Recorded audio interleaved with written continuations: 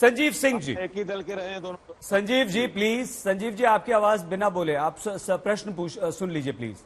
संजीव जी, काशी में बीजेपी नरेंद्र मोदी जो है वो 12 मुख्यमंत्रियों को इकट्ठा कर लेते हैं संजीव जी, और विकास की बात करते हैं, काशी को महत्वपूर्ण करते हैं, उत्तर प्रदेश को और ज्यादा महत्वपूर्ण वहां पर बना देते हैं। और आपके नेता राहुल गांधी बार बार हिंदुत्ववादी, और आज भी अमेठी में वो हिंदू और हिंदुत्ववादियों के बीच ही फर्क समझाते रहे।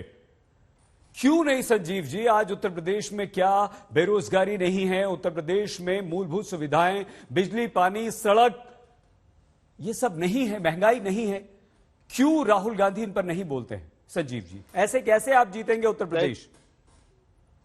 सईद जी, पहली बात की थोड़ा सा समय दीजिएगा। दो डिफरेंट सवाल आपने पूछा है जी। एक तरफ धर्म के धंधेबाजी करने वाले भारतीय जनता पार्टी के उस चरित्र को बताऊंगा, दूसरी तरफ उस कथित विकास को।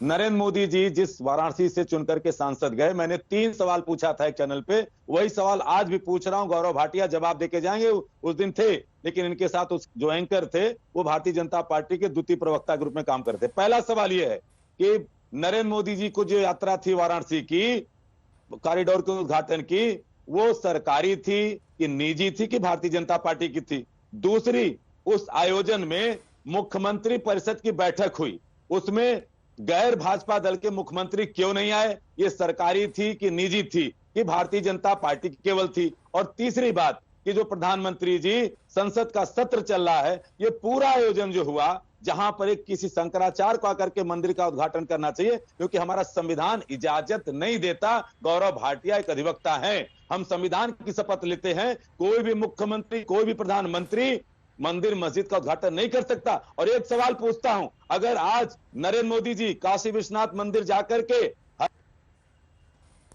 नारा लगाना एक हिंदू के तौर पे, एक निजी व्यक्ति के तौर पे सही था, लेकिन प्रधानमंत्री के पद पे नहीं। मैं पूछना चाहता हूं, कल के दिन कोई मुसलमान अगर इस उत्तर प्रदेश का नहीं किसी भी राज्य का मुख्यमंत्री बन जाए या देश का प्रधानमंत्री बन जाए, और वो किसी मस्जिद के उद्घाटन में जाकर के कहे कि नारे तकबीर अल्लाह अकबर, तो क्या इसका समर्थन करेंगे? पहले बता दें। और दूसरी तरफ आरटीआई का जवाब आया है, उत्तर प्रदेश के 55 विभागों में 12,531 परियोजनाएं चल रही हैं। बहुत शर्म की बात है कि 9,700 परियोजनाएं लंबित हैं, और ये 2,900 योजनाएं अभी तक चल रही हैं, जिसमें बहुत सी विभागों में पैसा नहीं गया। ये engineer Rahul Singh RTI activist है। एक तो इनका कथित विकास, दूसरी तरफ आप अभी बार बार शहीद भाई कह रहे हैं कि एक्सप्रेस वे का ये कैमरे को बड़ा करके देख लीजिएगा, ये 14 किलोमीटर में 35 जगह दिल्ली मेरठ एक्सप्रेस हाईवे बंद गया और वो बैठ गया है। वही नारा है, सोच ईमानदार, काम दमदार। पता चला नारियल नारियल, अरे अभी सुनिए, आवाज तो आपकी बंद करा दूंगा। नारियल नहीं फूटता है, लेकिन सड़क फूट जाती है। ये विकास है एक्सप्रेस हाईवे का। और बिल्कुल सही कहा है, बिल्कुल सही कहा है। ये सावरकर के जो हो गया संजीव जी, और इनके साथ देश ईमानदारी से जवाब देगा। 2022 में जनता जवाब देगी। ठीक है वारिस पठान जी, वारिस पठान जी, धर्म एक निजी आस्था का विषय होता है, बहुत ही पर्सनल होता है। हम आपको वारिस पठान जी याद दिलाना चाहते हैं बंगाल में लेफ्ट ने यह कहा कि हमें सिर्फ बीजेपी को हराना है, भले ही ममता जीत जाएं हमें कोई फर्क नहीं पड़ता, और कांग्रेस का भी यही वहां पर बर्ताव देखने को मिला। उत्तर प्रदेश में आप धर्म की राजनीति करेंगे या आप बीजेपी को हराने के लिए मैदान में उतर रहे हैं? देखिए सईद साहब, हम तो पहले दिन से कह रहे हैं कि हम उत्तर प्रदेश में चुनाव लड़ रहे हैं, और हमारा मेन इशू एक ये है कि हमको बीजेपी को हराना है, और इस मर्तबा हमको योगी को उत्तर प्रदेश का चीफ मिनिस्टर बनने से रोकना है। और हमने पहले कहा, जो भी दल चाहता है कि बीजेपी को हराए वो हमारे साथ आए, कांधे से कांधा मिलाए असद ओवैसी साहब के, और बीजेपी को हराए। मगर जिनको नहीं आना तो हम उनके पास बैगिंग बॉल भी लेके नहीं जाएंगे कि आप हमको साथ में लीजिए, आइए। लड़ाई बराबरी की है। दूसरी तरफ भाजपा टोटल फेल हो चुकी है उत्तर प्रदेश में विकास के नाम पे। ना भाजपा बात करिए विकास की, ना समाजवादी, ना कांग्रेस। तो विकास को तो इन लोगों ने खड्डे में डाल दिया है। ये तो कौन बड़ा हिंदू, उसकी होड़ लगी हुई है।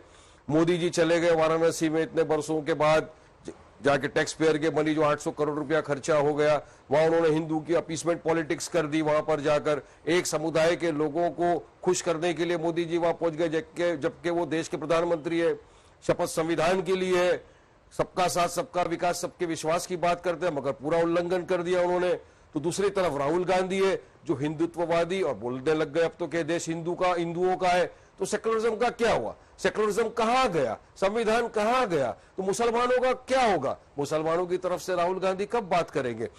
मतलब ये हो गया कि मुसलमान सिर्फ दरी बिछाने के लिए इतने बरसों से 70-75 सालों से आपने मुसलमानों के वोट लिए, मगर आज भी उत्तर प्रदेश का मुसलमानों का विकास हुआ कहां है? आज भी देश के मुसलमान तो पिछड़ा हुआ वर्ग है, सोशली एजुकेशनली बैकवर्ड है। कमिटीज के रिपोर्ट ये दर्शाता है कि मुसलमान बैकवर्ड है। और राहुल गांधी भी हिंदुत्व की बात करने लग गए, हिंदुओं का देश। मैं बोलना चाहूंगा आपके चैनल के माध्यम से कि जितना ये देश राहुल गांधी का है, उतना ही देश वारिस पठान का है, उतना ही देश पर मुसलमानों का अधिकार है, उतना ही सिख, क्रिश्चियन, ईसाई भाइयों का भी अधिकार हमारे देश के ऊपर है। तो अगर इसी तरह से बात करेंगे तो विकास की कौन बात करेगा? भाजपा सरकार से लोग सवाल कर रहे हैं देश के अंदर बढ़ते हुए पेट्रोल, डीजल, गैस के बारे में, उनके पास कोई जवाब नहीं है। आज मोदी बोल रहे हैं झूठ कि हमारी सरकार तो गरीबों की है। अरे गरीबों का तो आपने बेड़ा गर्क कर दिया है। लाखों युवा उत्तर प्रदेश का आज भी बेरोजगार घूम रहा है, उनके पास रोजगार नहीं है, खाने को पैसा नहीं है, जबकि सिर्फ उद्धार हो रहा है तो अडानी और अंबानी का हो रहा है, अमीरों की बात हो रही है, अमीरों का ही पास पैसा आ रहा है। और आज भी सेकेंड वेव के अंदर जो लोग मर गए, जिनकी जाने योगी के फेलियर की वजह से हुई, वहां का कोई पुरसान हाल नहीं। मोदी जी वहां जाते नहीं मिलने, एक भी परिवार के पास मोदी जी गए नहीं जिनकी जान चली गई सेकेंड वेव कोरोना काल के अंदर। और यहाँ पे आके बड़ी बड़ी बात करना, तो ये साफ दर्शाता है कि इनको कोई भी विकास की नहीं पड़ी है। ये इनका मुद्दा एक किया गया है, मंदिर पहले राम का नाम लेते हुए 200-350 पर समाप्त कीजिए और प्लीज अपनी बात कीजिए। AIMIM की चाहते हैं आप बीजेपी की ज्यादा बात कर रहे हैं। बहुत धन्यवाद सर।